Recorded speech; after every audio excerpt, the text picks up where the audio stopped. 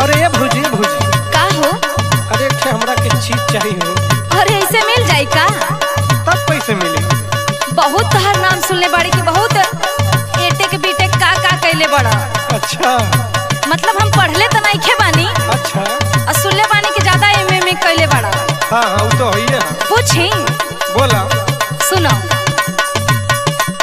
आरी आरी करिया काहे बीचबे में नाल हमरे देवरू। सुनत हवा ना? हाँ। अरे आरी आरी करिया काहे बीचबे में नाल हमरे देवरू। का होला कमरिया बिचमा खाल हमरे देवरू। का होला कमरिया बिचमा खाल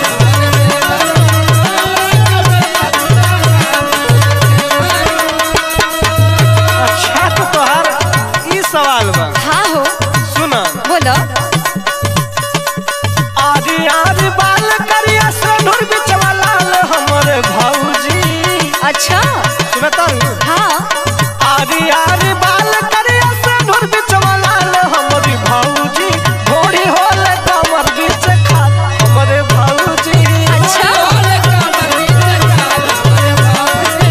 घोड़ी होला कमर बीच खाल हमरे भौजी। जेठ सवाल करबू और जेठ हम जवाब देब तैठ हम चीज तोहरा से लेब। अच्छा हाँ बोला अगला का सवाल बा तोहार। सुनो। बोलो। काव दबले गिरला पानी छूते होला खाड़ हमरे देवरू। सुनत हवा ना? हाँ हो।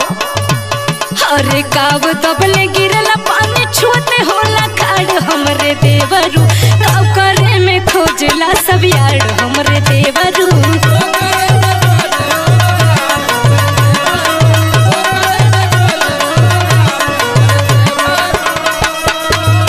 अच्छा तो ये सवाल बा तोहार। हाँ हो।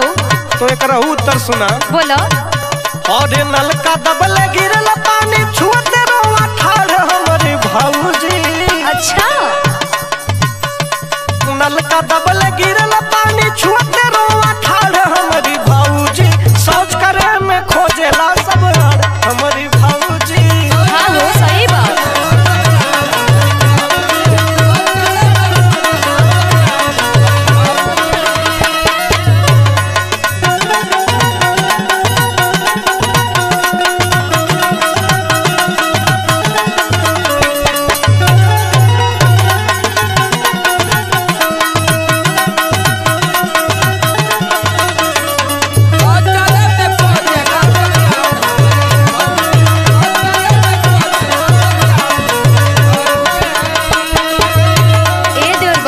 का हो? तू तो कुल सही सही जवाब दे देलो। हाँ बाकी एगो औरी सवाल बा सुनो। बोला बोला आखिरी बा ना? हाँ हो आखिरी बा। हाँ बोला। सुनो। भीतरी भभाला जाते देखो ही में छोट हमरे देवरू। सुनत हवा? हाँ हो। भीतरी भभाला जाते देखो ही में छोट हमरे देवरू। सुगना खाला मारी मारी टोट हमरे देवरू।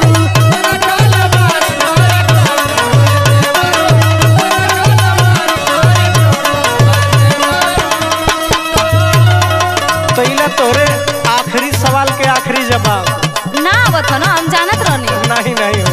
अच्छा आ जाए। ऐसन बात ना बा। बोला तो। सुना। भीतरी भभाला जात मिर्ची बाट छोट हमरी भौजी। हाँ? भीतरी भभाला जात मिर्ची बाट छोट हमरी भौजी।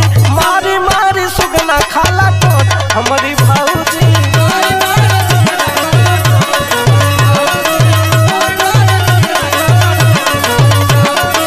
होला कमरिया बीच खाल हमरे देवरू। थोड़ी होले कमर बीच खाल हमरी भौजी। का करे में खोज सब यार हमरे देवरू। सोच करे में खोजे सब यार हमरी भौजी। सुगना खाला मारी मारी टोट हमरे देवरू। सही बात देवरू। बोला का चाहिए?